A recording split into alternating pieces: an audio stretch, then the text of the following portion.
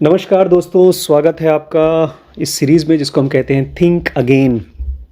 अगर आप मेरे साथ इस वीडियो तक पहुंच चुके हैं, इसका मतलब आप इंटेलिजेंट हैं और इंटेलिजेंट हो रहे हैं, क्योंकि आज की जो वीडियो है उसके लिए somebody has to be really intelligent, really passionate. आज की वीडियो का नाम है सम इनकन्वीनियंट ट्रूथ्स, कुछ ऐसे सच जो आपको पसंद नहीं आएंगे। और अगर इस वीडियो को ओशो ने पढ़ लिया होता, सुन लिया होता, तो उनसे वो गलती नहीं होती जो उनसे हुई। या ऐसे बहुत से लोग जो ओवर कॉन्फिडेंट हो जाते हैं अपने मूवमेंट को लेकर के, अपने काम को लेकर के। और मुझे लगता है ऐसी चीज़ें रमण को या कृष्णमूर्ति को समझ में आ गई थी पहले से। तो ये क्या चीज़ है? सम इनकन्वीनियंट ट्रूथ। यहाँ पर हम लोग बात करने वाले हैं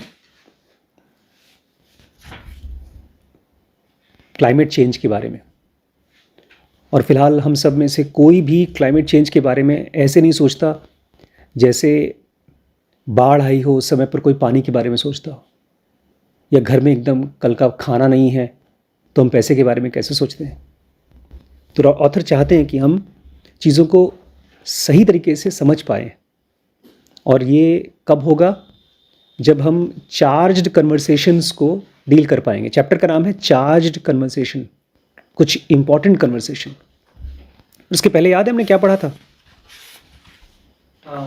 चीज़ों को सिंपल मत समझो। Very good. कि अगर आप किसी भी चीज़ को सिंप्लीफाई करना चाहते हो तो आप बेवकूफ़ बनते जाओगे। इसलिए मैंने कहा ओशो क्या करते थे, चीज़ों को ओवर सिंप्लीफाई कर देते थे। मैं बता रहा था आपको कि जब मैं ओशो को सुनता था तो कभी भी नानक को पढ़ने का मन नहीं किया, कबीर को पढ़ने का मन नहीं किया, ना ही तो कृष्णमूर्ति को पढ़ने का मन किया। जबकि कृष्णमूर्ति के बारे में उन्होंने बहुत बोला है, बट इतना आसान तरीके से समझाते थे वो कि किसी की और किताब को पढ़ने का मन नहीं करता। और वहीं पर जब मैंने इस किताब को पढ़ना शुरू किया तो मैंने ये किताब मंगाई। मोटिवेशनल इंटरव्यू के बाद मैंने पूरी की पूरी मोटिवेशनल इंटरव्यू मंगाई है। याद है कौन सा चैप्टर था? Motivational interview. इसमें लोग बातचीत करते हैं और सही तरीके से बात करते हैं। हाँ, ढेर सारी चीज़ें थी उसमें, बीमारी को लेकर के काफ़ी बातें थी, वैक्सीन को लेकर बातें थी। कोविड नहीं, वैक्सीन, मीजल्स वैक्सीन के बारे में बात हुई थी। तो शुरू करें। In 2006, Al Gore starred in a blockbuster film on climate change. 2006 में एल गॉर जानते हैं कौन है? कौन? यूएस के फॉर्मर वाइस प्रेसिडेंट। यूएस के फॉर्मर वाइस प्रेसिडेंट। ये एक बहुत फेमस ब्लॉकबस्टर फिल्म में, एक डॉक्यूमेंट्री में उन्होंने स्टार किया था, खुद रोल प्ले किया था। उसका नाम था एन इनकन्वीनियंट ट्रूथ, एक ऐसी सच्चाई जो आपको परेशान कर देगी। It won the Academy Award for Best Documentary and spawned a wave of activism motivating businesses to go green and government to pass legislation and sign landmark agreements to protect the planet. इस video को, इस film को academy award मिला best documentary का। और इसके बाद में एक्टिविज्म शुरू हो गई, मतलब लोगों ने मूवमेंट करना शुरू कर दिया, बिजनेसेस बदलना शुरू हो गए। और आज हमारे पास खाली एक कंपनी नहीं, टेस्ला जैसी कम से कम 10 कंपनी हो चुकी हैं। मतलब उतनी बड़ी नहीं, बट हर एक कंपनी अपना ईवी बना रही है। हाँ, तो एक तरह से लैंडमार्क चीज़ें हो गई। गवर्नमेंट में लेजिस्लेशन पास होना शुरू हो गया, रूल्स पास होना शुरू हो गया, और बड़े बड़े एग्रीमेंट्स होना शुरू हो गए कि हम कैसे देश को, दुनिया को बचाएं क्लाइमेट चेंज से। History teaches us that it sometimes takes a combination of preaching, prosecuting and politicking to fuel that kind of dramatic swing. हमारे सामने हुआ है भाई। और जब कोई चीज़ होती है तो हम इसको मानते हैं। हिस्ट्री बताती है कि कभी कभी हमको प्रीचिंग भी करना पड़ता है, प्रोसिक्यूशन भी करना पड़ता है और पॉलिटिकिंग भी करना पड़ता है, जैसा कि इन्होंने किया। जब इन्होंने वीडियो बनाया तो लोगों को प्रीच किया, और जब जा कर के लोगों से बात की तो उन्होंने प्रोसिक्यूशन किया, और जब मूवमेंट बनाया, एक नेता की तरह खड़े होकर के लोगों से बातें की, तो उन्होंने पॉलिटिकिंग किया। तो उससे भी बड़े बड़े ड्रामेटिक चेंज होते हैं। Yet 2018, only 59% of Americans saw climate change as major threat, and 16% believed it wasn't a threat at all. India में भी ढेर सारे मूवमेंट्स हो रहे हैं। 2018 में इतना होने के बावजूद केवल 59%, जो कि 100% होना चाहिए, अमेरिकन को लगा कि क्लाइमेट चेंज कोई बड़ी प्रॉब्लम है। अभी भी लोगों को लगता नहीं कि कोई बड़ी प्रॉब्लम है। नहीं 59 लोगों को लगा। हाँ, ओनली 59% लोगों को लगा, खाली 59% लोगों को, जो कि 100% होना चाहिए। कोविड में क्या हुआ था? कितने लोगों को लगा कि कोविड खतरनाक चीज़ है? सबको लगा। गवर्नमेंट को इतना खतरनाक लगा कि गवर्नमेंट ने एकदम बैन लगा दिया, हर आदमी को घर में लॉक कर दिया, जो बाहर निकलता तो उसको डंडा मारते थे। और यहाँ अरे ठीक है यार, क्लाइमेट चेंज है तो है, क्या फ़र्क पड़ता है, इतना बड़ी बात नहीं है। 16% believed it wasn't a threat at all, और 16% तो ऐसे थे जो ये मानते थे कि खतरा है ही नहीं। Across many countries in Western Europe, Southern Asia, higher percentage of population had opened their minds to the evidence that climate change is a dire problem. और ये बहुत से देशों में, यूरोप के बहुत से देशों में, साउथ ईस्ट एशिया के देशों में बहुत पॉपुलेशन इस चीज़ के लिए खुल गई थी कि हाँ, ये एक डायर प्रॉब्लम है। डायर प्रॉब्लम मतलब बहुत बड़ी प्रॉब्लम है। जो हमने कल की फिल्म देखी वैसे ही कोई, इसमें नदियाँ सूख जाएंगी, पीने को पानी नहीं होगा, और ये ऑलरेडी हो रहा है। जितनी गर्मी इस साल थी और जितना बाढ़ इस साल आ रही है, उतना पहले नहीं आई कभी। तो बहुत से देश इस चीज़ को ऑलरेडी मानना शुरू कर दिए हैं कि ये एक डायर प्रॉब्लम है। In the past decade in US, believes about climate change have hardly budged. अलग अलग देश में, ढेर सारे देशों में ये सब चीज़ हो रही है, लेकिन यूएस में अभी भी लोग मानते हैं अरे यार, 16% मानते हैं कोई फ़र्क नहीं पड़ता, और 59% मानते हैं हाँ ठीक है, प्रॉब्लम है, सॉल्व करेंगे, ठीक है। जबकि पूरी दुनिया में सबसे बड़ा क्लाइमेट चेंज का प्रॉब्लम वहीं से शुरू हो रहा है। पता है क्लाइमेट चेंज किसकी वजह से सबसे ज़्यादा, कारण क्या है क्लाइमेट चेंज का? कौन सी इंडस्ट्रीज?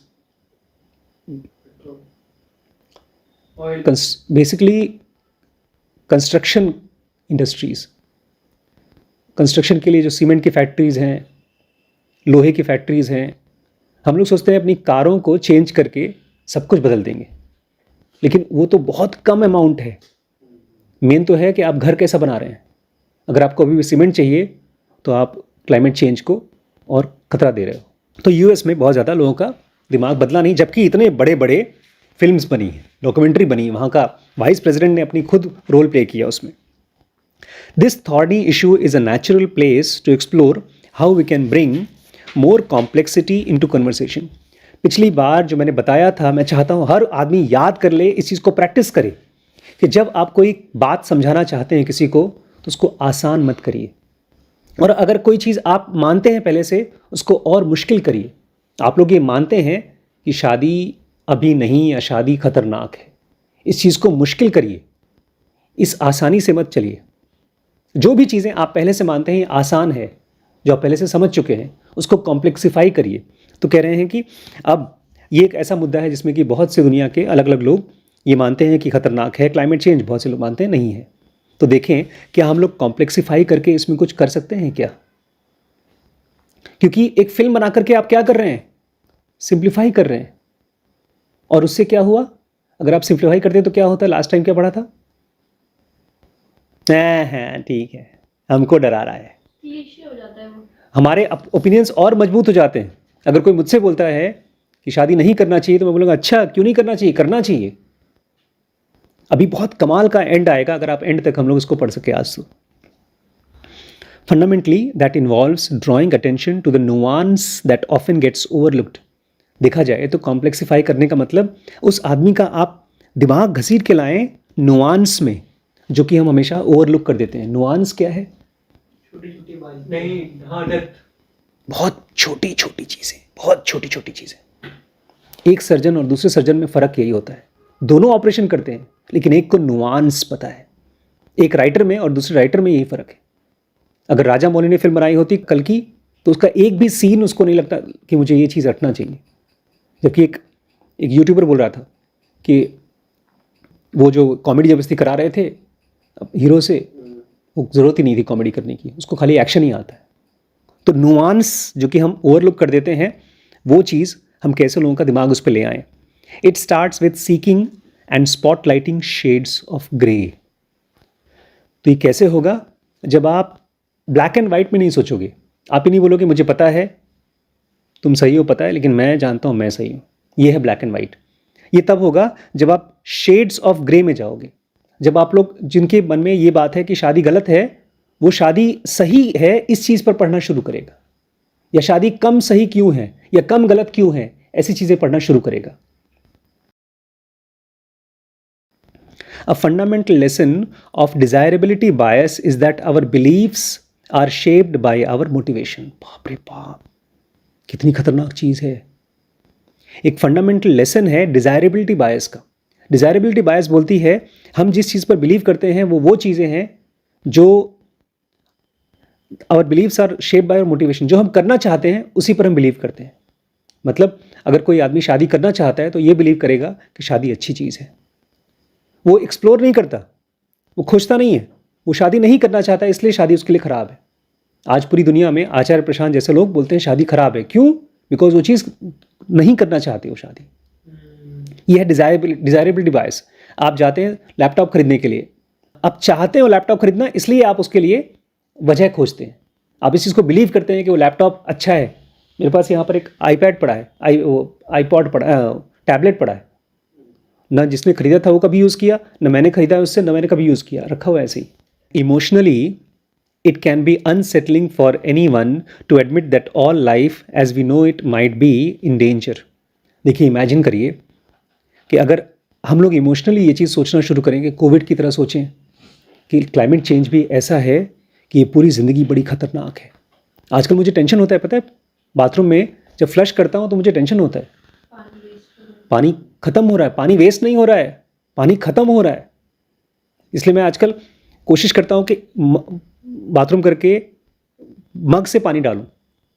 अगर मैंने 2 मग में पानी डाल दिया तो वो कम से कम 10 मग से तो कम ही है जो फिलहाल होता है। तो ये बड़ा खतरनाक लगता है अगर आप इमोशनली देखें तो। But Americans have some additional reasons to be dubious about climate change. लेकिन अमेरिकन्स ये सब नहीं मानते, उसके पीछे कुछ वजह है। Some politically climate change has been branded in US as liberal issue. Politically एक लिबरल पार्टी है तो लोग बोलते हैं ये लिबरल इशू है यार, इतनी बड़ी इशू है नहीं, ज़बरदस्ती बना रखा है इन लोगों ने, मुद्दा बनाया है। In some conservative circles, merely acknowledging the fact that it might exist puts people on a fast track to exile. और कुछ conservatives जो हैं, अगर वो मानना शुरू कर दे नहीं यार कुछ गलत है, क्लाइमेट चेंज खराब है, तो उनको बाहर निकाल दिया जाता है। ये ऐसा ही ऐसे कि कांग्रेस बोले कि क्लाइमेट चेंज बड़ी खतरनाक चीज़ है और बीजेपी बोले अगर क्लाइमेट चेंज की बात की तो निकाल देंगे पार्टी से। समझ में आ रहा है? अब सुनिए, ध्यान से सुनिए। There is evidence that higher levels of education predicts heightened concern about climate change among Democrats, but dampened concern among Republicans. इस चीज़ का एकदम पुख्ता एविडेंस है कि अगर ज़्यादा पढ़ाई की, अच्छी पढ़ाई की, तो जो डेमोक्रेट्स हैं वो तो और ज़्यादा कंसर्न हो जाएंगे। डेमोक्रेट्स मतलब एक खास पार्टी, किस चीज़ के लिए? क्लाइमेट चेंज के लिए। उनको लगेगा नहीं, जितना पढ़ेंगे उतना ही लगेगा कि यार बदलना चाहिए, क्लाइमेट को बचाना चाहिए, पेड़ लगाना चाहिए, नदियों को बचाओ। और वहीं पर दूसरी पार्टी जितना ज़्यादा पढ़ेगी, डेमोक्रेट्स पढ़ेंगे तो कंसर्न होंगे और रिपब्लिकन्स पढ़ेंगे बोलेंगे कोई फ़ायदा नहीं है इसका, बचाने की जरूरत है नहीं, मैं जानता हूँ ना, मैं सब डिटेल जानता हूँ, ये सब नौटंकी है, किताबें लिख रखी है उन्होंने। इकोनॉमिकली वी रिमेन, रिपब्लिकन्स में क्यों ऐसा होगा, डेमोक्रेट्स में क्यों? हमने पढ़ा ना डिजायरेबिलिटी बायस। आप जो करना चाहते हैं आप वही मानते हैं। यहाँ पर कोई भी नहीं मानता कि कंपटीशन की तैयारी करनी चाहिए। क्यों नहीं मानता? क्योंकि उसको कंपटीशन की तैयारी नहीं करनी है। लेकिन सबको पता है कि अगर 1.5 लाख का कंप्यूटर आ गया तो हमारा करियर एकदम सेट हो जाएगा। होना ही चाहिए, कम से कम 1.5 लाख का कंप्यूटर तो होना चाहिए। अब तो मेरा बजट हो गया 2.5 लाख M3 चिप। एक आदमी है, मान लो, ये मानता है कि यार पेड़ लगाना चाहिए, और वो किताब पढ़ता है तो उसका लगेगा हाँ पेड़ लगाना चाहिए, ज़रूर लगाना चाहिए। और एक आदमी है जो मानता है नहीं, मुझे पेड़ काट के अपना घर बनाना है, तो वो बोलेगा पेड़ लगाने से कोई फ़ायदा नहीं होता। चाहे कितना भी पढ़ा लिखा हो, जितना पढ़ेगा तो जो चीज़ वो मानता है वही मानता रहेगा। ये है बात। पढ़ाई से बहुत फर्क नहीं पड़ता। अभी आगे पढ़िए, आगे सुनिए। Economically, we remain confident that America will be more resilient in response to changing climate than most of the world, and we are reluctant to sacrifice our current ways of achieving prosperity. Economically, मतलब रुपए पैसे के हिसाब से हम confident हैं कि America जिस तरह से पैसा कमा रहा है, दुनिया में इतना बड़ा पावरफुल बन रहा है, तो इसका पक्का है कि क्लाइमेट चेंज जो भी आ रहा है उसको हम संभाल लेंगे। बहुत पैसा कमा रहे हैं हम। और ये क्यों? क्योंकि deep seated beliefs are hard to change. जो चीज़ बहुत सालों से बैठी हुई बिलीफ है उसको बदलना बहुत मुश्किल काम है। इसका क्या मतलब है? And we are reluctant to sacrifice our current ways of achieving. We are reluctant to sacrifice our current ways of achieving prosperity, मतलब जिस तरह से हम जी रहे हैं वैसे ही जिएंगे। हम क्यों बदलें भाई? जब मौज मस्ती की लाइफ चल रही है, पेड़ काट के हम रोड बना सकते हैं। देखा है लोग क्या करते हैं घरों में? जहाँ पर घास लगा होता है उसको एकदम सीमेंट कर देते हैं। पौधा नहीं लगा सकते आप। As psychologist I want to zoom in on another factor. बोलते हैं लेकिन मैं साइकोलॉजिस्ट हूँ और मैं आपका दिमाग एक बहुत छोटी, एक बहुत इंपॉर्टेंट चीज़ पर जूम इन करना चाहता हूँ। जूम इन मतलब अब उधर अभी आप ऐसा देख रहे हैं, मैं तो आप पे देखना चाहता हूँ। जूम इन मतलब उसको बड़ा करके दिखाना चाहता हूँ। जैसे एक बूंद खून को आप माइक्रोस्कोप से जूम इन करते हैं, मतलब उसमें एक एक सेल आपको बड़े तरीके से दिखाई देता है। बोले एक बड़ी इंपॉर्टेंट चीज़ है, मैं उस पर जूम इन करना चाहता हूँ। It's one we can all control. ये एक ऐसी चीज़ है जिसको हम सब कंट्रोल कर सकते हैं। The way we communicate about climate change, और वो है जिस तरह से हम लोगों से बात करते हैं क्लाइमेट चेंज के बारे में। और ध्यान रखिएगा, ये क्लाइमेट चेंज की बात खाली नहीं हो रही है। यहाँ पर हम बात कर रहे हैं किसी भी इंसान को हम कुछ बताना चाहते हैं, हमको लगता है बड़ा इंपॉर्टेंट है, या हम उस आदमी की बात को सुनना चाहते हैं, उस आदमी को लगता है कोई इंपॉर्टेंट बात बता रहा है, तो हम बता सकेंगे ना बता सके, कैसे बताएं, ये उसके बारे में है। Many people believe that preaching with passion and conviction is necessary for persuasion. बहुत से लोग ये मानते हैं कि अगर खूब प्यार से, बहुत एनर्जी के साथ में, जैसे आजकल वीडियोस बनते हैं, ध्रुव राठी के वीडियोस, पैशन के साथ में और कन्विक्शन के साथ में, एकदम हथौड़ा मार मार के, मोदी ये कर रहे हैं, ऐसा हो रहा है, ऐसा हो रहा है, ऐसा करने से लोग बदल जाएंगे। लोगों को चेंज करने के लिए यही चाहिए। A clear example is L gore, और इसका साफ साफ एग्जाम्पल है एल गॉर। उन्होंने तो पूरा भैया करोड़ों रुपए खर्च करके फिल्म बना डाली, उसको फेमस कर दिया। When he narrowly lost the US presidential election in 2000, one of the knocks against him was his energy or lack thereof. जब वो 2000 में प्रेसिडेंट के इलेक्शन में हारे, तो पता है क्यों हारे? क्यों हारे? हाँ, उनकी एनर्जी, बल्कि कहना चाहिए उनकी लैक ऑफ एनर्जी। मतलब वो बोलते तो थे, लेकिन बोलते थे हाँ क्लाइमेट चेंज करना चाहिए, इस मुद्दे पर बात करनी चाहिए। और वहीं हमारे मोदीज और राहुल गांधी क्या करते हैं? जोर जोर से चिल्लाते हैं, तुम्हारी गाय पकड़ ली जाएगी, तुम्हारे सोना छीन लिया जाएगा, तुम मीट खिलाया जाएगा, खूब इमोशन के साथ बोलते हैं। People call him dry. Al Gore को लोग बोलते हैं ड्राई आदमी है, बोरिंग है, रोबोटिक है, मतलब वो इमोशन नहीं लगता उसके। जैसे रवीश की भाषा मुझे रोबोटिक लगती है। अरे ध्यान से सुनो तब देखो, जूम इन नहीं किया कभी आपने? आप खाली जिसकी भाषा में एकदम जोर होता है उसी को सुनते हैं आप। मोदी फैन नहीं है आप ध्रुव फैन है, ध्रुव तारा fan. Fast forward a few years, लेकिन अब फटाफट कुछ साल आगे बढ़ जाइए।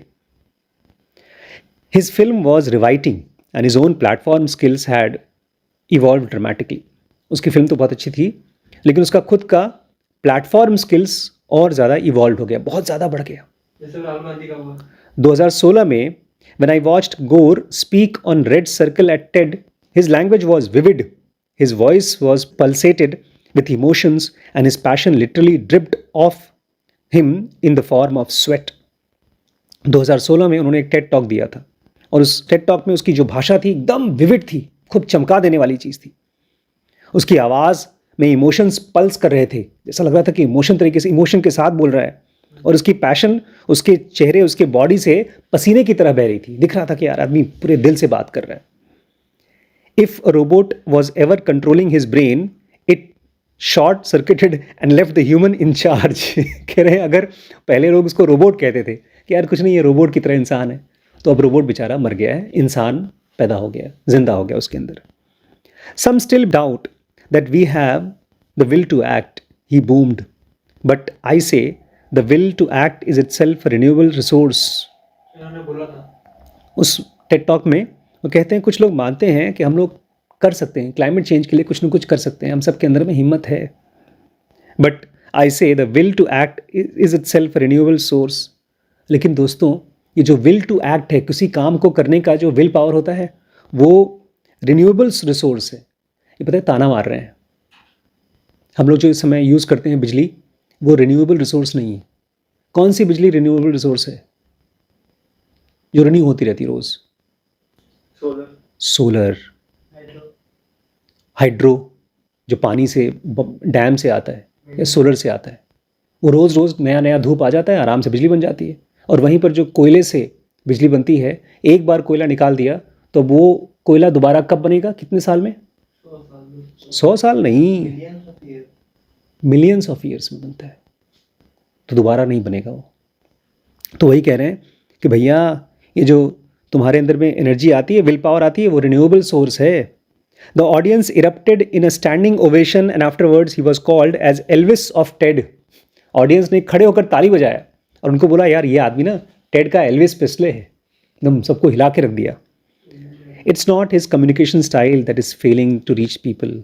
वॉट इज, वो इतना अच्छा कम्युनिकेट कर रहा है, इतने अच्छे से बोल रहा है, लेकिन फिर भी फेल हो रहा है। क्यों? अगर उसका कम्युनिकेशन स्टाइल खराब नहीं है तो क्या खराब है? वही समझने की कोशिश करें। समझिए, पता है मैं क्या बात कर रहा हूँ? हम सब लोग जब कुछ अपनी बात बोलनी होती है, जैसे आप सेंटर के बारे में कुछ बताते हैं तो और क्लास चल रही होती है, अनुज को बताना होता है, क्लास वास सब रुक जाती है, फिर वो बात, मेरी बात सुन लीजिए, बहुत ज़रूरी बात है। आप लोग भी जब कुछ मुद्दा होता है तो आंखों में आंसू आ जाते हैं, लड़ाई होती है, फिर आप बताते हैं तो इमोशन आ जाता है, और फिर भी सामने वाला समझता नहीं आपकी बात। तो अगर आपका इमोशन, आपकी पैशन, आपकी एनर्जी आपकी बात को नहीं पहुंचा पा रही है तो क्या पहुंचाएगी? ये वही हम लोग पढ़ने वाले हैं। हमको बात करना नहीं आता और खूब एनर्जी के साथ बात करेंगे तब भी वो सही नहीं है। सही तरीका कुछ और है, और ये भी सही नहीं है आराम से धीमे धीमे बात कर लो, ये भी सही नहीं है। सही कुछ और चीज़ है। At TED, Gore was preaching to the choir. TED में जब वो लेक्चर दे रहा था तो वो कॉयर को प्रीच कर रहा था। कॉयर क्या होता है? जो लोग बैठे हैं लोग, नहीं, choir तो वो होता है जब गाना गाते हैं, ग्रुप। हाँ, जैसे एक आदमी ऐसे हाथ हिला रहा है और लोग सब म्यूज़िक बजा रहे हैं, तो ऐसे उसने कुछ बोला और लोगों ने तालियां बजाई, सबको अच्छा लगा, मैंने म्यूज़िक दिया, सबको अच्छा लगा। His audience was heavily progressive. उसके सामने जो लोग पब्लिक बैठे थे वो सब सुनना चाहते थे, वो प्रोग्रेसिव लोग थे, उनके पास पैसा था। हर आदमी उसमें से जाकर एक नई टेस्ला खरीद करके बोलेगा मैंने तो क्लाइमेट चेंज के लिए काम कर लिया, और बाथरूम में हर वही 10-10 लीटर पानी वेस्ट करेगा, चाहे ब्रश करने के लिए चाहे नहाने के लिए। एक बड़ा अच्छा सा ऐड आया था इंडिया में, रेगिस्तान में बना दिया एक शावर, और उसमें लोग पानी पी रहे हैं, पूरा गांव पानी पी लिया, उतने पानी में खाली शहर का एक आदमी नहाता है। For audience with more varied belief his language hasn't always resonated. सुनिए, हम हमेशा उन लोगों से बात करते हैं जो हमारी बात सुनना चाहते हैं, जबकि हमको असर कौन डालता है, नुकसान कौन करता है, परेशान कौन करता है? जो हमारे जैसे नहीं सोचते हैं, फिर भी हम उनसे बात नहीं कर पाते। वो ऑडियंस जिनकी बिलीफ उनके जैसी नहीं थी, अलग अलग थी, इनकी भाषा चाहे कितनी भी एनर्जी के साथ बोल रहे हैं, कोई फर्क नहीं पड़ रहा था, उससे असर नहीं पड़ रहा था। एन इनकन्वीनियंट ट्रूथ, गोर contrasted the truth with claims made by the so called sceptics. जब बोल रहे थे इनकन्वीनियंट ट्रूथ, क्या बोला था उन्होंने? ट्रूथ मतलब सच।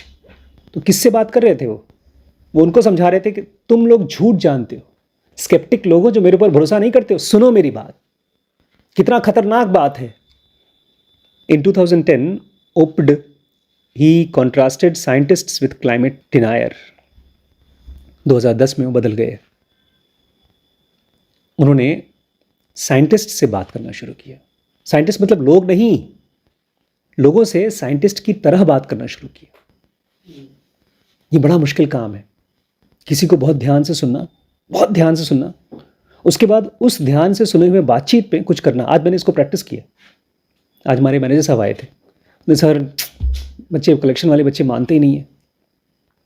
एक बोलता है बारिश में मुझे रेनकोट चाहिए, एक बोलता है बारिश में काम नहीं करेंगे, और मना कर दिया आज कलेक्शन को, एक सैंपल ही नहीं उठाया। तो मैंने कहा सुधीर को बुलाते हैं, क्योंकि सुधीर से सब बातें मानते हैं। मैंने पूछा सुधीर से, भाई क्यों नहीं मान रहे हैं? बोलते कौन सा बच्चा नहीं माना? मैंने कहा ये आज बता रहे हैं कि हरिराम ने मना कर दिया था एक सैंपल को। तो उन्होंने बताया कि नहीं सर, वो सैंपल तो अपने आप ही कैंसिल हो गया था, पेशेंट ने कहा था मेरे पास पैसे नहीं, बाद में करना है। फिर मैंने दिलीप से पूछा और कोई चीज़ जिसमें बच्चे मना कर रहे थे? बोलते सर बारिश में मना करते। मैंने कहा बारिश में तो मैं भी नहीं जाऊँगा, आपको भी नहीं जाना चाहिए, पेशेंट खुद ही नहीं मानेगा। तो चुप हो गए। मैंने कहा और क्या प्रॉब्लम है? उनकी प्रॉब्लम सुना, उस प्रॉब्लम पर मैंने रिस्पॉन्ड किया। अब दो चीज़ हो सकती थी, अगर मैं ऐसे काम नहीं करता, ये साइंटिस्ट की तरह काम है, अगर मैं साइंटिस्ट की तरह काम नहीं करता तो मैं उनकी बात सुनकर पहले कलेक्शन के बॉयज़ को बुलाता और डांटता, या मैं उनको डांटता कि आप हमेशा शिकायत करते रहते हैं। यह है ब्लैक एंड वाइट। लेकिन मुद्दा इतना आसान नहीं है। अगर एक बंदा जो मैनेजर है वो किसी को बारिश में बोल रहा है जाओ काम करो, इसका मतलब उसको भी समझ में नहीं आ रहा है कि कैसे काम कराया जाना चाहिए। और हो सकता है जाना पड़े, कोई बहुत सीरियस पेशेंट हो उसके लिए जाना पड़े, तो हो सकता है हम कार से भेज दें।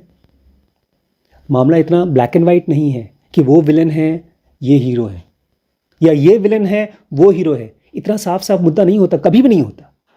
2010 में एल गोर ने अब बात करना शुरू किया क्लाइमेट डिनायर से, साइंटिस्ट की तरह। वो लोग जो क्लाइमेट को डिनाई कर रहे थे, अरे क्लाइमेट से कुछ नहीं, कुछ नुकसान नहीं हो रहा है, सब ठीक चल रहा है, उनसे बात करना शुरू किया, वो भी साइंटिस्ट की तरह। साइंटिस्ट कैसे बात करता है? एक नॉर्मल आदमी और साइंटिस्ट में डिफरेंस क्या है बात करने में? जड़ सुनता है ध्यान से, बहुत ध्यान से सुनता है, क्योंकि हर बार उसको लगता है कि मुझे पता नहीं है, मुझे पता नहीं, मुझे पता नहीं। और हर किसी की बात को सुनता है, और खास तौर से उनसे तो जरूर सुनता है जो उसके जैसे नहीं सोचते। और हम किससे बात करते हैं? जो हमारे जैसे सोचते हैं। जड़ तक पहुंचेंगे कैसे अदरवाइज? दिस इज बाइनरी बायस। ये बाइनरी बायस है। It presumes that the world is divided into two sides. बोल रहे हैं भैया एल गोर को समझ में नहीं आ रहा है, वो बाइनरी बायस में फंसे हैं। उनको लगता है एक तरफ है जिनको लगता है क्लाइमेट चेंज खतरनाक है, और एक तरफ है जिनको लगता है क्लाइमेट चेंज अच्छा है। ये दो ही टाइप की दुनिया में लोग हैं क्या? ऐसे बहुत से होंगे जो मानते होंगे क्लाइमेट चेंज कम अच्छा है, क्लाइमेट चेंज कम खराब है। उनसे बात करो। आपको याद है जब गौतम बुद्ध को एनलाइटनमेंट हुआ तो उन्होंने क्या किया? एक हफ्ते तक बात नहीं की। फिर कहानी यह है, देवता आए, उनको फंसाया, वो मुस्कुराए, फिर लेक्चर देना शुरू किया। देवता आए, बोला कि हम लोगों को ज्ञान दीजिए, आपने क्या सीखा है? तो उन्होंने कहा जिसको ज्ञान नहीं है तो उसको मैं ज्ञान दे नहीं सकता, तो बोलने की ज़रूरत नहीं है। और जो ज्ञान के बहुत उत्सुक हैं, बहुत ज़्यादा, तो उनको तो ज्ञान अपने आप मिल जाएगा, उनको मेरे लेक्चर की ज़रूरत ही नहीं है, जैसे मुझे मिला। तो दोनों कंडीशन में मुझे बोलने की ज़रूरत नहीं है। तो देवताओं ने कहा लेकिन हमारे जैसे लोग जो हम बीच में हैं, हम तो बीच में हैं, ना हम उस तरफ हैं ना इस तरफ हैं, ना हम अज्ञानी हैं ना ही तो ज्ञानी हैं, हमारे लिए बोलिए। तो मुस्कुराकर बोलना शुरू कर दिए। ये चीज़ एल गोर को नहीं पता। एल गोर फंसे हैं बाइनरी बायस में, मतलब 0 या 1, कि हाँ या ना, अच्छे लोग हैं और बुरे लोग हैं। कुछ लोग हैं जो क्लाइमेट चेंज के लिए काम करना चाहते हैं, कुछ लोग नहीं करना चाहते। Believers and non believers. Only one side can be right because there is only one truth. इनके हिसाब से खाली एक ही साइड सही होगा क्योंकि एक ही ट्रूथ है। आई डोंट ब्लेम एल गोर for taking the position. He was presenting rigorous data and representing the consensus of scientific community.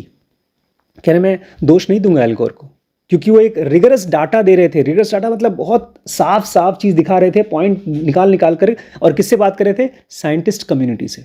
अरे भाई साइंटिस्ट कम्युनिटी तो पहले से कन्विंस्ड है, जो साइंटिस्ट हैं तो पहले से जानते हैं पानी खत्म हो रहा है, ओजोन लेयर टूट गई है, ग्लेशियर्स पिघल चुके हैं, पेड़ और ज़्यादा काट चुके हैं हम लोग, ये तो पहले से जानते हैं। उनसे बात करके क्या फ़ायदा?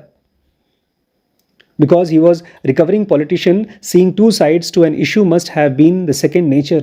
वो कौन थे? एक रिकवरिंग पॉलिटिशियन, इसलिए उनका नेचर था दुनिया को देखना दोस्त या दुश्मन, दोस्त या दुश्मन, दोस्त या दुश्मन. But when the only available option are black and white, it's natural to slip into mentality of us versus them and to focus on the sides over the science. वाह क्या सेंटेंस लिखा है. बोलते जब आपके सामने दो ही ऑप्शन है, ब्लैक और वाइट, काला सफ़ेद, तो आप कैसे रिस्पॉन्ड करेंगे? आप बोलोगे मैं या तो तुम, तुम्हारी चलेगी या तो मेरी चलेगी, और फिर आप बहुत आसानी से स्लिप कर जाओगे. कहाँ से कहाँ? जहाँ पर आपको साइंटिस्ट की तरह सोचना चाहिए. नहीं, इसलिए इन्होंने साइड चुना साइंस का कि वही सबसे सही था. Slip into a mentality of us versus them and focus on the sides over science. वो साइंस को नहीं समझ रहे हैं. दो साइंस है यहाँ पर. एक साइंस है क्लाइमेट चेंज का साइंस, जिसमें कि आप पानी को, नेचर को, चीज़ों को स्टडी करते हो, और दूसरा साइंस है ह्यूमन बींग्स को आप पढ़ते हो. नेचर, हाँ, कम्युनिकेशन का साइंस, कि लोगों से कैसे बात करना चाहिए, ये भी तो आपको समझना चाहिए, और किस चीज़ के किससे बात करें और कैसे बात करें. For those on the fence, when forced to choose the side, emotional, political or economic pressures tilt in favor of disengaging or dismissing the problem. मान लीजिए जो लोग फेंस पे हैं, फेंस मतलब बॉर्डर पे, मान लीजिए इंडिया पाकिस्तान का बॉर्डर पे जो आदमी एकदम पाकिस्तान के बॉर्डर पे खड़ा है, और उसको आप इंडिया के बारे में कोई अच्छी अच्छी चीज़ बोलोगे तो क्या करेगा वो? गोली मार दो. भाग जाएगा उधर. जो जिस तरफ है वो उसी तरफ चला जाएगा. यही तो लिखा है. For those on the fence when forced to choose, जब फोर्स किया जाता है किसी को चूज करने के लिए, जब मैं आपको फोर्स करूंगा शादी करो, तो आप बोलोगी भाड़ में जाओ. नहीं करना बोलोगी भाड़ में जाओ, वो तो मेरे मुंह पे बोलोगी नहीं करना है. वैसे तो गो टू हेल, ये तो ग्रो. ऑपोजिट जा रही है. एग्जैक्टली. जब किसी को फोर्स करोगे तो वो नहीं करेगा. आप फोर्स कर रहे हो कि काम करो, तो वो नहीं करेगा.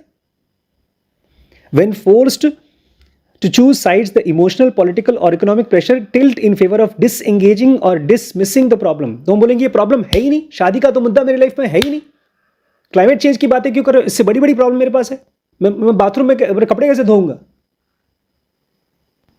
टॉयलेट के लिए पानी नहीं चाहिए क्या मुझे? एक तरफ टॉयलेट बनवा रहे हो, ऊपर से बोल रहे टॉयलेट में पानी मत डालो. आप बोलेंगे डिसमिस कर देंगे, प्रॉब्लम को डिसमिस कर देंगे आप. To overcome binary bias, a good starting point is to become aware of the range of perspective across a given spectrum. इसका मतलब अगर आप बाइनरी बायस को ओवरकम करना चाहते हैं तो आप देखिए कि अलग अलग टाइप के लोग हैं. Yes, no, maybe yes, maybe no, 50% yes, 20% yes, 80% no. अभी आप सेंटर में चले जाओ तो क्या सारे के सारे सेंटर के लोग अच्छे और बुरे हैं? कुछ लोग पसंद करते हैं, कुछ लोग नापसंद करते हैं, कुछ लोग कम पसंद करते हैं, कुछ लोग ज़्यादा पसंद करते हैं, कुछ लोग बिल्कुल बीच में हैं, कुछ लोग अभी डाइसी हैं. तो जहाँ पर भी आप जिससे भी बात कर रहे हैं, ये ब्लैक एंड वाइट में लोग नहीं हैं. ब्लैक, वाइट और ढेर सारा रेंज ऑफ ग्रे. ग्रे समझते हैं? ग्रे कलर कौन सा होता है? ब्लैक और व्हाइट का मिक्सचर. जो आपने पैंट पहना है ग्रेइश है, फर्स्ट देखिए, इनका टी शर्ट ग्रेइश है. Polls suggest that on climate change, there are at least 6 camps of thoughts. Polling हुई है और उससे मालूम पड़ा कि कम से कम 6 टाइप के थॉट्स हैं क्लाइमेट चेंज पे. Believers represent more than half of Americans. आधे से ज़्यादा लोग बिलीव करते हैं कि हाँ क्लाइमेट चेंज खतरी चीज़ है, खतरा है. But some are concerned while others are alarm. But उसमें 2 टाइप के लोग हैं. कुछ तो उसमें से कंसर्न्ड हैं, हाँ यार चिंता होती है तुम्हारे बारे में, और कुछ लोग अलार्म्ड है, अरे ये काम नहीं किया तो तुम्हारी ज़िंदगी बर्बाद हो जाएगी. कुछ कंसर्न है और कुछ अलार्म्ड है. The so called non believers actually range from cautious to disengaged to doubtful to dismissive. और जो लोग बिलीव नहीं करते हैं क्लाइमेट चेंज खतरनाक है, उसमें भी 4 टाइप के लोग हैं. एक तो कॉशियस हैं, अरे भैया इसके बारे में बातें न करो, ये तो खाली मुद्दा है, पॉलिटिक्स का मुद्दा है. कुछ लोग डिसएंगेज हैं, बोलते मुझे इससे कोई मतलब नहीं. कुछ लोग डाउटफुल हैं, यार क्या पता सही हो गलत हो मुझे पता नहीं. और कुछ लोग डिसमिसिव हैं कि ये मुद्दा मुझे नहीं सोचना, इसके बारे में हो या ना हो सोचना ही नहीं. ये 4 टाइप के लोग हैं नॉन बिलीवर्स में. It is specially important to distinguish sceptics from deniers.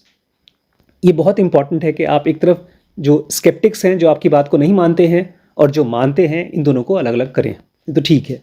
Sceptics have healthy scientific stands.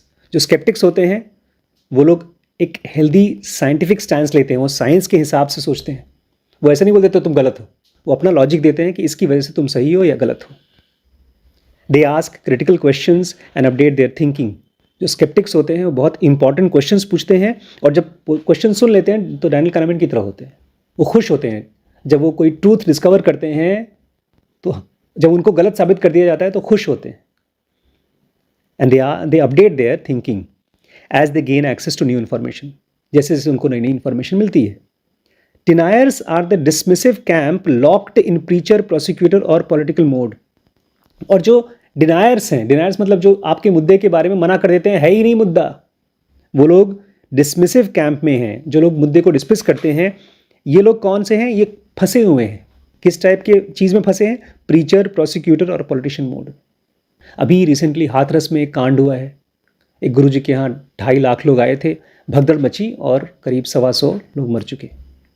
उनके भक्तों से जब पूछा गया तो एक भक्त कह रहा था कि अरे शादी में बुलाते हो 50 लोगों को, और अगर 200 लोग आ गए तो शादी के बरातियों को वापस भेज दोगे? हमारे यहाँ भी हमने 80,000 का इंतजाम किया था और 2.5 लाख आ गए, तो हम क्या उनको वापस भेज दें? तो क्या उनको वापस नहीं भेजने के लिए 1.25 लाख को मार डालो? ये बढ़िया है। वैसे तो एंट्री नहीं मिलनी चाहिए फिर। लेकिन बेटा, जो लोग नॉन बिलीवर्स होते हैं वो या तो प्रीचर की तरह सोचते हैं, प्रोसिक्यूटर की तरह सोचते हैं, या पॉलिटिशियन मोड की तरह सोचते हैं। प्रीचर मतलब भैया मैं यही, हमारे घर में यही होता है, सब लोग यही करते हैं तो मैं भी यही कर रहा हूँ।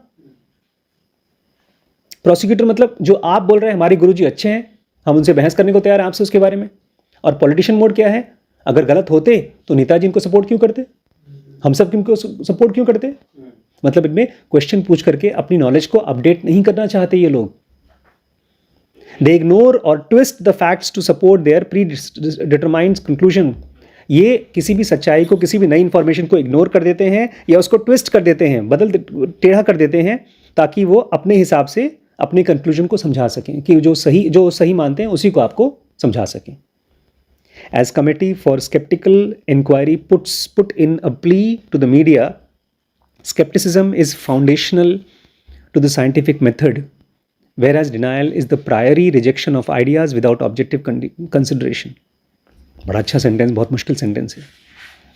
स्केप्टिकल इंक्वायरी एक कमेटी है, committee of skeptical inquiry, scientist लोगों की कम्युनिटी है, और बोलते हैं जब भी कुछ इंक्वायरी करो, चाहे स्पिरिचुअलिटी के लिए भी इंक्वायरी करो, तो स्केप्टिकल तरीके से करो। मतलब पहले डाउटफुल रहो। मैं बोलता हूँ कि ये गुरुजी अच्छे हैं, तो आप बोलो कैसे पता आपको अच्छे हैं? डाउट करो और इन्फॉर्मेशन गैदर करो। इन्होंने मीडिया के सामने बताया है, 2 चीज़ें बताई हैं।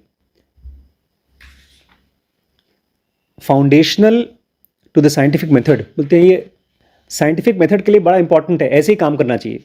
सबसे पहला,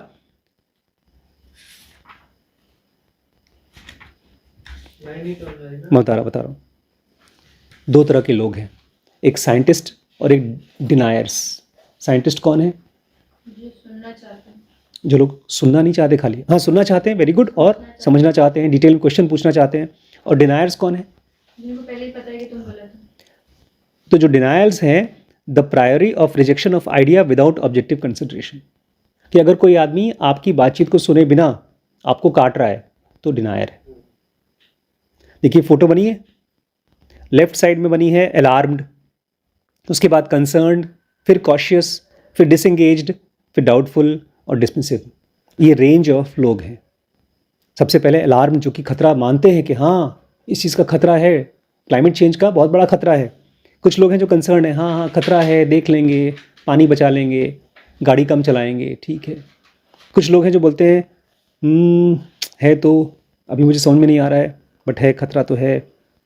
7% लोग हैं जो बोलते हैं इसके बारे में मुझे सोचना ही नहीं है। डाउटफुल 10% है जो बोलते हैं कि हो भी सकता है, नहीं भी हो सकता है, क्या पता, खाली मीडिया ने ऐसे हाइप मचा रखी हो। और 10% तो बोलते हैं ये सब मुद्दा है ही नहीं, बात ही नहीं है। तो ये रेंज ऑफ लोग हैं। तो क्या है, व्हाट इज़ मिसिंग? सोल्यूशन जो देने की कोशिश कर रहे हैं उसमें क्या चीज़ मिसिंग है? The complexity of spectrum of belief is often missing from the coverage of climate change. जब भी मीडिया किसी चीज़ को कवर करती है, जैसे आपके ध्रुव राठी कवर करते हैं, तो केवल एक एक्सट्रीम की बात करते हैं। द कॉम्प्लेक्सिटी ऑफ स्पेक्ट्रम, एक स्पेक्ट्रम है। मोदी ने जो काम किया है वो किया है, जिसको अधूरा किया है वो अधूरा किया है, जो नहीं किया है वो नहीं किया है।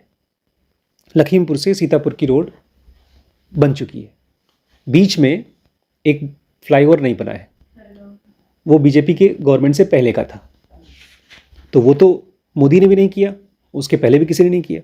लेकिन रोड जो बनी है वो तो बनी है, ढेर सारी रोडें बनी हैं। तो जो लोग भी कहते हैं मोदी सही है, वो भी आधे सही हैं। जो बोलते हैं मोदी गलत हैं, वो भी आधे गलत हैं, बिकॉज बीच में मोदी ने बहुत से अच्छे और बुरे काम किए हैं।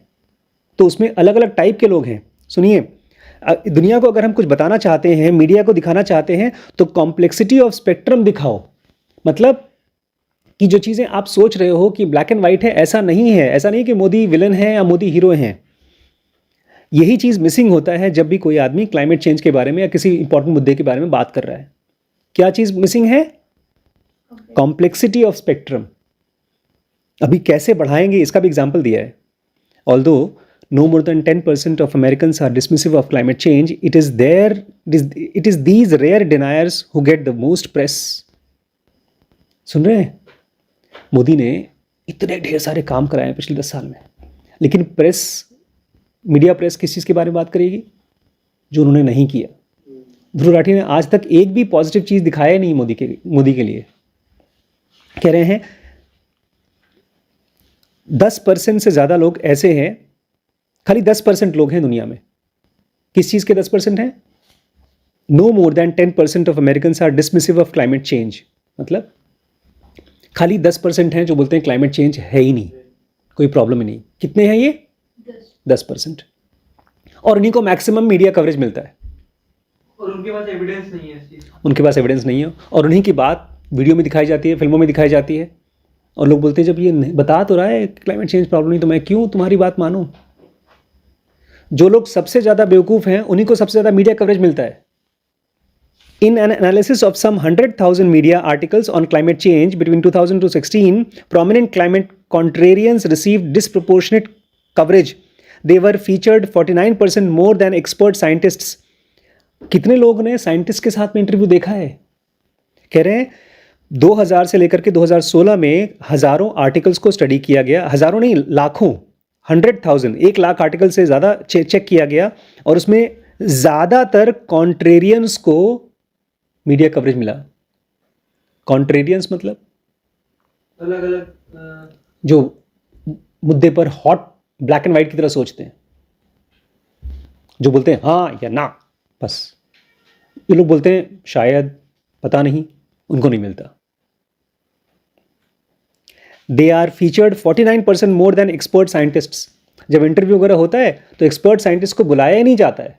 ऐसे लोगों को बुलाया जाता है जो एकदम पब्लिक में एकदम जोश दिला सके, या तो हाँ बुलवा के या तो ना बुलवा करके। As a result people end up overestimating how common denial is. इसलिए लोगों को लगता है अरे यार पब्लिक सुनती क्यों नहीं है, क्यों डिनाई कर रही है climate change, which is in turn makes them more hesitant to advocate for policies that protects the environment. और इसी वजह से लोग, इवन गवर्नमेंट भी बोलती है नया चीज़ क्या करें यार, हम क्यों जबरदस्ती क्लाइमेट चेंज के लिए बड़ी बड़ी फैक्ट्रीज बंद कराएं। दिल्ली में एक एनटीपीसी का प्लांट था, इतना ज़्यादा पोल्यूशन हुआ कि उस प्लांट को बंद करना पड़ा, बंद कर दिया है। जो बिजली बनाती थी वहाँ पर बिजली देती थी। हम लोग गए थे हिसार, सुबह उठ करके जब छत पे गए तो पूरे छत पे काला काला कचरा गिरा हुआ था। उसी दिन मैंने डिसाइड किया कि नहीं रहेंगे यहाँ पे। हो ना हो ये बड़ा सा हॉस्पिटल बनवाया हिसार ने, जिंदल से बनवाया था, उनके पास स्टील की प्लांट थी वहाँ, तो हॉस्पिटल क्यों बनवाया?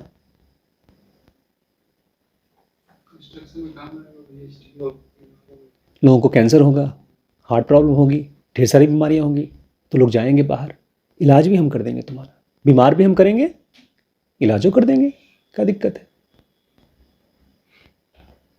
तो पब्लिक जब मानती है कि प्रॉब्लम बड़ी नहीं है, तो फिर तो गवर्नमेंट भी नहीं बदलती उन चीज़ों को। When the middle of the spectrum is invisible, the majority will to act vanishes with it. कितना अच्छा लिखा है. बोलते हैं जब middle of the spectrum is invisible, जब बीच के लोग, हाँ या ना वाले नहीं, बीच के लोग जब दिखते ही नहीं हैं, तो मेजॉरिटी जो काम करने वाली है वो सबसे ज़्यादा लोग वही हैं. देखिए 31% अलार्म्ड हैं, 10% डिसमिसिव हैं, और बीच में 31 और 10 कितने हुए? 41. और बचे कितने? 59. मेजॉरिटी बचे, वो तो काम ही नहीं कर रहे हैं. Then majority will act to vanish. ज़्यादातर लोग ये बोलेंगे भैया हमसे मत बोलो कुछ, क्लाइमेट चेंज के बारे में उनसे बात ही मत करो. कोई उनसे बात करने आता भी नहीं, वैसे भी बात करने आते हैं इसी से 31% जो अलार्म्ड है या 10% जो डिसमिसिव है. समझ में आ रहा है कुछ कुछ? अब बड़ा अच्छा सेंटेंस है. If other people aren't going to do anything about it, why should I bother? जब दूसरे इस मुद्दे पर नहीं कुछ करने को तैयार हो तो मैं काहे को पीछे पड़ूं यार? बिल्ली के गले में घंटा कौन बांधेगा, मैं क्यों बांधूं? When they become aware of just how many people are concerned about climate change, they are more prepared to do something about it. कोविड-19 में क्या हुआ? जब पहली बार वीडियो आई थी चाइना में, लोग मर रहे हैं, लोगों को बंद कर दिया, तो हम लोग देखकर हंस रहे थे. लिटरली मैं हंस रहा था. मैंने कहा बताओ, ऐसे फेक वीडियोस भेजे हैं. फिर यहाँ पर इंडिया में खट खट खट खट खबर पहुँचने लगी, और ये जो बीच के हैं वो लोग परेशान हो गए. बीच के मतलब ढेर सारे लोग परेशान हो गए, और पूरे के पूरे देश को बंद करना पड़ा. ऐसे ही कुछ होगा जब मेनी पीपल आर अवेयर. जब आपको लगेगा अच्छा मैं भी यार, मुझे भी लगता है, इसको भी लगता है, उसको भी लगता है, सबको लगता है, तो क्लाइमेट चेंज के बारे में कुछ करना पड़ेगा. ठीक वैसे ही जैसे कोविड-19 के बारे में कुछ करना पड़ा. तो क्या करें?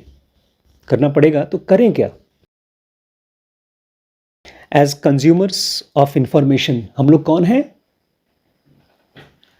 Consumers of information. हम लोग खाना तो खाते हैं, लेकिन इसके साथ साथ क्या खाते हैं? इंफॉर्मेशन खाते हैं. As consumers of information we have the role to play in embracing a more nuanced point of view. आप इस तरह की किताबों के लिए ये नहीं बोल सकते अरे यार बड़ी मुश्किल किताब है, छोड़ो, कोई आसान चीज़ लाओ. नाना जी जब बूढ़े हो गए थे, का दांत टूट गया था सब, तो मम्मी उनको नमकीन खिलाती थी पीस करके. हमको भी यार नमकीन पीस कर खिलाओ, आसान करके दिखाओ. कह रहे हैं अगर आप इंफॉर्मेशन कंज्यूम कर रहे हो तो आपका काम है कि नुआंस्ड पॉइंट ऑफ व्यू को खोजो और बारीकियों को खोजो. When we are reading, listening और watching, we can learn to recognise complexity as a signal of credibility. जब आप कहीं पर कुछ सुन रहे हो, कुछ पढ़ रहे हो या कुछ देख रहे हो, अगर वो इंफॉर्मेशन कॉम्प्लेक्स है, इसका मतलब वो क्रेडिबल है. मतलब उसमें दम. क्रेडिबल मतलब भरोसा कर सकते हो. कौन सी बात पर भरोसा करोगे? जो कॉम्प्लेक्स हो. इसलिए जब मेरे पास कोई आता है ना, सेंटर से आता है, तो मैं उसको डिटेल पूछता हूँ, तुमने क्या कहा, फिर उसने क्या कहा, फिर हुआ क्या. अगर खाली बोलता है वो सर विलेन था, मैं हीरो था, मुझे उसकी बात नहीं माननी. वो सिंप्लीफाइड वर्जन है. मुझे चाहिए डिटेल. डिटेल होता है नुआंस्ड. तो जब भी आप किसी के बारे में जानना चाहते हैं कुछ, तो कैसे जानो? बारीकी को सुनो. We can favour content and sources that present many sides of an issue rather than just one or two. हम ऐसे कंटेंट को या ऐसे सोर्स को पढ़ें जो एक ही मुद्दे पर अलग अलग चीज़ों को दिखाए, पॉजिटिव भी दिखाए, नेगेटिव भी दिखाए, अलग अलग साइड दिखाए. When we come across simplifying headlines, we can fight our tendency to accept binaries by asking what additional perspective or missing between the extremes. और जब कहीं पर आपको बहुत आसान क्लियर हेडलाइन मिले, ये फला फला टीम ने ये नहीं किया, ये पार्टी ने ये नहीं किया, तो आप उसको तुरंत आसानी से एक्सेप्ट मत कर लीजिए. आपका मन करेगा एक्सेप्ट करने का, बट एक्सेप्ट मत कर लीजिए. इसमें आप पूछिए और एडिशनल चीज़ें मैं क्या जान सकता हूँ. हुआ तो पहले हुआ क्या, किसने क्या किया. This applies when we are the one producing and communicating to information to. और दोस्तों, ये जो बात हो रही है कंटेंट बनाना और कंज्यूम करना, ये खाली कंज्यूम नहीं करते, हम बनाते भी हैं. जब हम दूसरे से बात करते हैं तो हम कंटेंट बना भी रहे हैं, इसलिए हमारे ऊपर भी अप्लाई करता है. New research suggest that when journalists acknowledge the uncertainties around fact on complex issues like climate change and immigration, it doesn't undermine their readers' trust. हम लोग सोचते हैं ना, ध्रुव राठी की तरह बात करना चाहिए. मतलब एक ओपिनियन बनाओ कि वो सही है और बोलो, या ये ओपिनियन बनाओ कि वो गलत है और बोलो। क्यों? नहीं तो लोग भरोसा नहीं करेंगे। बल्कि रिसर्च ये कहता है अगर आप लोगों को साफ साफ दिखाएं कि देखो ये फैक्ट है और ये चीज़ मुझे पता नहीं है, तो लोग ज़्यादा ट्रस्ट करते हैं आपके ऊपर। जितना डिटेल बताओगे उतना ही ज़्यादा ट्रस्ट करते हैं। इसलिए जो डॉक्टर्स के पास जाओ, डॉक्टर से जब पूछते हो आप डॉक्टर साहब ये बीमारी ठीक हो जाएगी, डॉक्टर बोलता है देखो पहले 5 दिन दवाई खा के देखो और टेस्ट करेंगे, ठीक हो जाएगी तो पता ही चल जाएगा, नहीं ठीक होगी तो दोबारा टेस्ट करेंगे। डॉक्टर ये नहीं बोलता हाँ हाँ जाओ ठीक हो जाएगी। ये डॉक्टर कभी नहीं बोलता, क्योंकि वो नुआंस जानता है। जो क्वैक होते हैं बोलते हैं चिंता ना करो ठीक हो जाओगे यार, मर गए तो ठीक हो गए, बीमारी नहीं बची, न बांस न बांसुरी, अरे ठीक कर दिया उसने, गया भगवान के घर। और जो ठीक हो गया वो तो भाई कितना बड़ा डॉक्टर हूं मैं, ठीक कर दिया मैंने। तो जब भी आप किसी को कुछ बता रहे हैं तो कॉम्प्लेक्स इश्यूज के बारे में कॉम्प्लेक्स तरीके से ही बात करिए।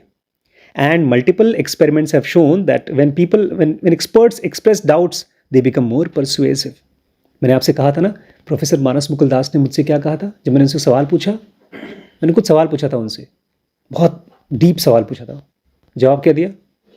I don't know. मेरा रिस्पेक्ट बढ़ गया उनके लिए, और यही रिस्पेक्ट मैं अपने पापा मम्मी से कभी दे ही नहीं पाता उनको, क्योंकि जब भी कुछ क्वेश्चन पूछो रेडीमेड आंसर है, और जो आंसर वो जानते हैं मैं तो पहले से जानता हूँ उनके बारे में, पूछने का मन नहीं करता। तो कह रहे हैं जब मल्टीपल एक्सपेरिमेंट्स देखे गए हैं जहाँ पर एक्सपर्ट्स जब अपना डाउट दिखाते हैं, अपनी कमी दिखाते हैं, तो उनके ऊपर आप ज़्यादा भरोसा करते हैं। When someone knowledgeable admits uncertainty, it surprises people. जब कोई बहुत समझदार आदमी, जैसे ये किताब है थिंकिंग फास्ट एंड स्लो या एंटी फ्रेजाइल, उसमें पूरे में कहीं पर कुछ आंसर नहीं है, बल्कि लोग पता है हमारी वीडियोस को देखकर बोलते हैं सर आप कुछ एंड में बताइए तो सही, कंक्लूजन क्या है। कंक्लूजन समझ में नहीं आता, कंक्लूजन मुझे बताना ही नहीं है, मुझे तो खाली आपको फैक्ट बताना है ताकि आप अपना ओपिनियन खुद बनाएं। बोले जब लोग देखते हैं यार इतना समझदार आदमी अनसर्टन है, डाउटफुल है, तो लोग बड़े सरप्राइज हो जाते हैं। They end up paying more attention to the substance of the argument. इसलिए वो उस बातचीत पर ध्यान ज़्यादा लगाते हैं, और वहीं पर अगर कोई बोलता है वो दुश्मन है वो दोस्त है, बोलते हैं बस देखने की ज़रूरत भी नहीं है, हम समझ गए, और सुनते ही नहीं बात।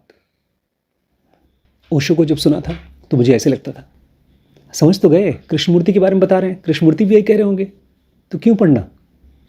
लेकिन जब कृष्णमूर्ति को पढ़ो तब एक एक सेंटेंस में लगता है ये बोल क्या रहे हैं, एक एक वर्ड के बारे में लगता है कि इसमें से मेडिटेशन कैसे होगी। आपने कभी, आप पढ़ रहे थे उसमें सुन रहे थे ना ओशो को, बड़ा मज़ा आ रहा था। ओशो को सुनने में मज़ा आता है, कृष्णमूर्ति को पढ़ने में कन्फ्यूजन आता है, और वो कन्फ्यूजन अच्छा है। हो एम आई खोजो, अब ओशो समझा देंगे कि हो एम आई मतलब जब करोगे खोजोगे तो मिल जाएगा, चिंता ना करो, बस डांस करो मेरे साथ। वो डांस ही कराते थे लिटरली, नींद जग जाएगी, चिंता ना करो। Of course, potential challenge of nuance is that it doesn't seem to go viral. कह रहे हैं दिक्कत यह है कि जिसमें आप नुआंस की बातें करेंगे, डिटेल्स की बातें करेंगे, it doesn't seem to go viral. आपका वीडियो वायरल नहीं होगा, आपकी वीडियो को 1000, 2000, 5000 लोग शायद देख करके छोड़ देंगे। Attention spans are short. आजकल लोग शॉर्ट्स देख देख के अपना अटेंशन स्पैन ही शॉर्ट कर चुके हैं। We have only few seconds to capture eyeballs with catchy headlines. हमारे पास बस कुछ सेकंड है, बस 1 सेकंड 2 सेकंड में अगर आदमी हमारी बात को पकड़ेगा नहीं, हमारे हेडलाइंस को नहीं पकड़ेगा तो देखेगा ही नहीं वीडियो। इसलिए पहले थंबनेल बनाया जाता है, टाइटल डिसाइड किया जाता है कि कैसे हम लोगों को पकड़ें। मरने वाला है ये इंसान, कौन सा? वो जो बीमार था, उसी के बारे में बता दिया। कैची हेडलाइंस डालते हैं लोग। It's true that complexity doesn't always make good sound bites, but it does seed good conversation. तो ये बात सच है कि जब कॉम्प्लेक्सिटी होगी तो उसमें से आपको खूब साउंड बाइट्स नहीं मिलेगा, आपको मीडिया में कवरेज नहीं मिलेगा, वायरल वीडियोस नहीं बनेंगे आपके, वायरल बात आपकी नहीं होगी। लेकिन ये भी सच है कि उससे बहुत अच्छी कन्वर्सेशन होगी, बातचीत होगी। जो लोग हमारे वीडियोस देखते हैं ना, बहुत से डेडिकेटेड लोग, वो कहते हैं हमने 80, 90, 200, 500 वीडियोस देखे हैं। क्यों? बिकॉज उनको गहराई समझ में आती है। And some journalists have found clever ways to capture in few words. और कुछ जर्नलिस्ट ने तो ये भी तरीका खोज लिया है कि कैसे हम कुछ ही शब्दों में कॉम्प्लेक्स चीज़ों को कॉम्प्लेक्स चीज़ की तरह ही दिखाएं। कुछ साल पहले देखिए, एग्जाम्पल देखिए, ये बड़ा मज़ेदार है। अ few years ago the media reported on a study of consequence of coffee consumption, कि जब आप कॉफ़ी कंज्यूम करते हैं तो क्या होता है, उसके बारे में मीडिया ने कवरेज किया। देखिए 4 आर्टिकल्स हैं, 2 आर्टिकल कह रहे हैं अच्छा है, 2 आर्टिकल कह रहे हैं खराब है। और आर्टिकल कहाँ के हैं? फोर्ब्स, बसल, इंडिया टुडे और CBS अटलांटा। फोर्ब्स क्या बोलता है? Here is more evidence that coffee is good for your brain. क्या बोलता है? कॉफी। ये देखिए हमारे पास ये एविडेंस है कि कॉफ़ी आपके लिए अच्छा है, ये हेडलाइन है। तो जो लोग भी कॉफ़ी पसंद करते हैं वो पढ़ेंगे इसको। ये तो कंफर्मेशन है। हाँ। बसल क्या बोलता है? Coffee guards against mild cognitive impairment से स्टडी, कि स्टडी हुआ है कि अगर आप कॉफ़ी पीते हैं तो आपका कॉग्निटिव इम्पेयरमेंट, बुढ़ापे से बचेंगे आप। ये तो हो गया कॉफ़ी अच्छी है। अब कॉफ़ी ख़राब के बारे में study, increasing coffee intake harmful to brain. Exactly उल्टा चीज़। CBS अटलांटा बोल रहा है कि स्टडीज़ पाई गई हैं ज़्यादा कॉफ़ी लोगे तो आपका ब्रेन का नुकसान होगा। जो कह रहा था ब्रेन को अच्छा है, ये बोल रहा है ब्रेन को नुकसान होगा। एक इंडिया टुडे लिख रहे हैं, here is why the extra cup of coffee is bad for your brain. ये देखिए, सुनिए क्यों आपका एक एक्स्ट्रा कप ऑफ कॉफ़ी लिया तो आपके ब्रेन के लिए ख़राब है। इसी चीज़ को अगर कॉम्प्लेक्स करके बताया जाएगा तो नीचे है, yesterday's coffee science, it is good for brain, today not so fast. अब एक सेंटेंस को पढ़ने में हम लोग को समझ में नहीं आ रहा कैसे पढ़ें। यस्टरडेज कॉफ़ी साइंस, कल की जो कॉफ़ी साइंस थी वो बताती थी कि आपके ब्रेन के लिए अच्छा है, लेकिन आज की इतना जल्दी अच्छा मत मानो, दोनों चीज़ें हो सकती हैं। Although their headlines were drawn from the same data, some newspapers praised the benefits of coffee while others outlet warned about cost. Data same था, लेकिन कुछ ने कॉफ़ी को अच्छा कहा, कुछ ने खराब कहा। Actual study showed that older adults who drank a cup of coffee or 2 of coffee had lower risk of mild cognitive impairment relative to the abstainer, occasional consumers and heavier consumers. सच्चाई ये थी कि जो बूढ़े लोग हैं जिनका brain वैसे अब धीमे धीमे एकदम सिकुड़ रहा है, वो अगर एक आध कप कॉफ़ी ले लिए तो उनके लिए माइल्ड कॉग्निटिव इम्पेयरमेंट होगा, थोड़ा बहुत इंप्रूवमेंट होगा, क्योंकि ब्रेन के सेल्स वैसे ही कमज़ोर हो रहे हैं। कॉफ़ी लिया, थोड़ा सा खुल गया। और वहीं पर जो लोग एब्सटेन करते हैं, जो बिल्कुल कॉफ़ी नहीं पीते, उनको इसका फ़ायदा नहीं मिलता, बूढ़े लोगों को। Occasional consumers and heavy consumers को फ़ायदा नहीं मिलता। जो ज़्यादा कॉफ़ी पीते हैं उनको कॉफ़ी का फ़ायदा नहीं है। रिलेटिव टू एब्सटेंट मतलब अगर आपने 1 महीने में 1 कॉफ़ी पी लिया, मैंने उस दिन कॉफ़ी पिया था, एकदम ऐसा लग रहा था जैसे मुझे एड्रेनलिन डाल दी मेरी बॉडी में, हाइपर एक्टिव हो गया था। तो एक तरह से ब्रेन की न्यूरॉन्स की एक्टिविटी हो गई थी। बट ये अगर मैं रोज़ रोज़ पीना शुरू कर दूं तो मेरे ब्रेन के लिए हार्मफुल है। तो ये फ़ायदा भी बताया, नुकसान भी बताया, दोनों चीज़ें बताई इसमें। If they increase their consumption by another cup of per day, they had a heavier risk than those who stayed or below the single cup of day. अगर बूढ़े हो चाहे जवान हो, आपने अगर 1 कप से ज़्यादा बढ़ा दिया तो आपको नुकसान होगा। 1 की 2 कप से, 1 कप से बढ़ा करके एक और कप कर दिया। अच्छा, वाह कितना अच्छा सवाल पूछा है। मुझसे मत पूछो कि क्या कर सकते हो, यही तो है, मैं सिंप्लीफाई नहीं कर रहा हूं आपके क्वेश्चन के आंसर को। आप पढ़िए, इसको जानिए, समझिए। ये सब नुकसान नहीं करता ना। कॉफ़ी क्या है बेटा? कॉफ़ी शराब है। 1 कप कॉफ़ी पी तो अगला बार क्या होगा? एक और मन करेगा। कॉफ़ी का अपना असर होता है, कॉफ़ी का अपना असर होता है बच्चों। देखो मैं पीता नहीं हूँ, लेकिन उस दिन मैंने पी लिया और मैंने पढ़ा, इसका मतलब कॉफ़ी फ़ायदा करती है कि नुकसान करती है किसी को नहीं पता। ये तो अलग अलग टेस्ट हैं।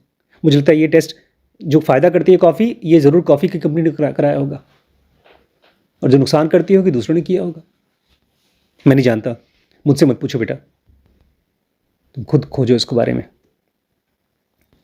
Imagine if even this kind of minimal nod to complexity appeared in articles on climate change. थोड़ी सोचिए, अगर इस टाइप के ज़रा सी भी चीज़ें बताई गई कि एक चीज़ कॉम्प्लेक्स है, कॉम्प्लेक्स, मिनिमल नॉड मतलब चीज़ें सिंपल नहीं है। आप कुछ क्वेश्चन पूछे तो मैं बोलता हूँ, क्या बोलता हूँ, इसके बारे में बात करेंगे। क्यों बोलता हूँ बात करेंगे? क्योंकि सिंपल चीज़ें नहीं हैं, हाँ या ना नहीं है। Scientists overwhelmingly agree about its human cause, but even they have range of views on the actual effect.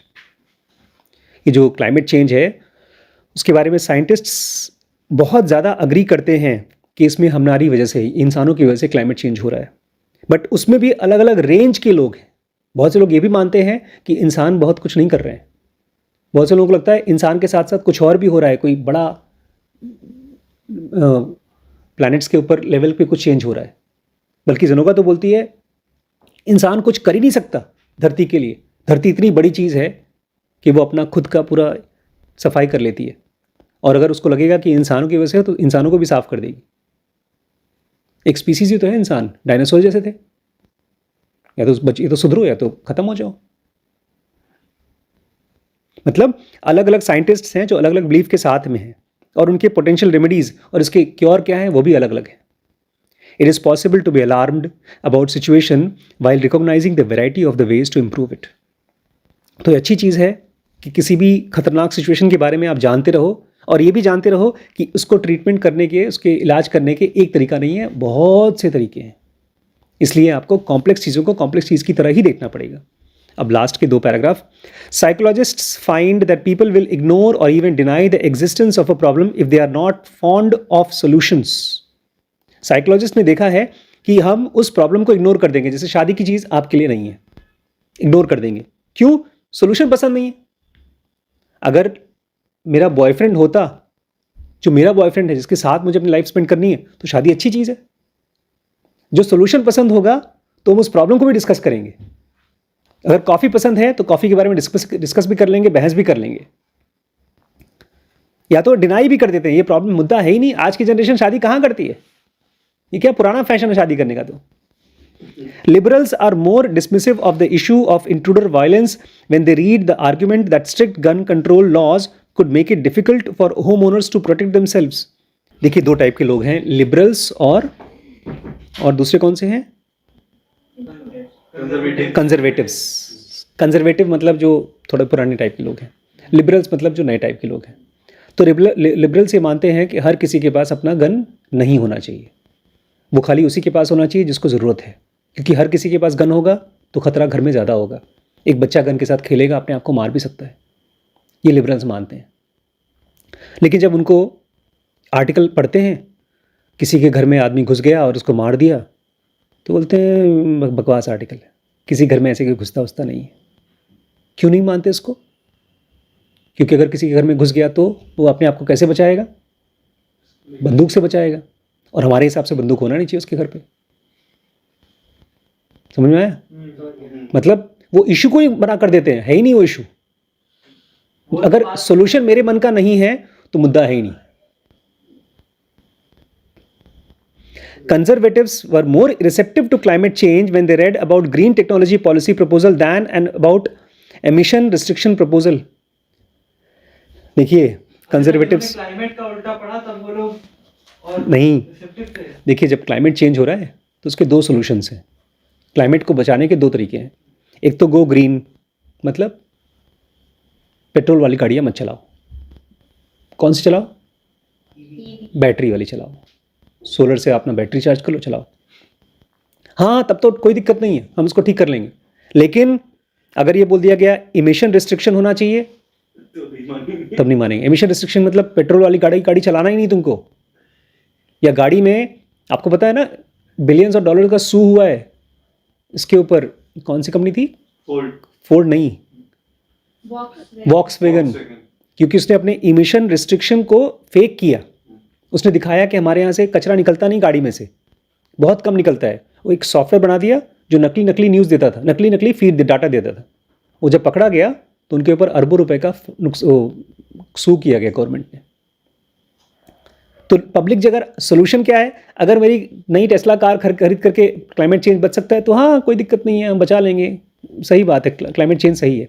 लेकिन भैया अगर मुझे अपनी कार को, दूसरी वाली कार को नहीं चलाने के लिए मना करोगे, तब क्लाइमेट चेंज इतनी इंपॉर्टेंट मुद्दा नहीं है। सोल्यूशन पे डिपेंड करता है कि हम किस चीज़ को मुद्दा मानेंगे, किसको नहीं मानेंगे। डिज़ायरेबिलिटी बायस पे। Featuring shades of grey in discussions of solution can help to shift attention from why climate change is a problem to how we can do something about it.